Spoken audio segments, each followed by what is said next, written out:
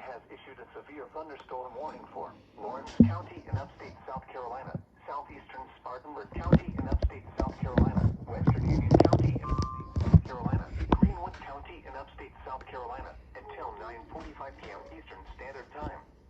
At 8:55 p.m. Eastern Standard Time, severe thunderstorms were located along a line extending from 9 miles north of Lawrence to 10 miles northeast of Greenwood to 19 miles southeast of Abbeville, moving northeast at 65 miles per hour.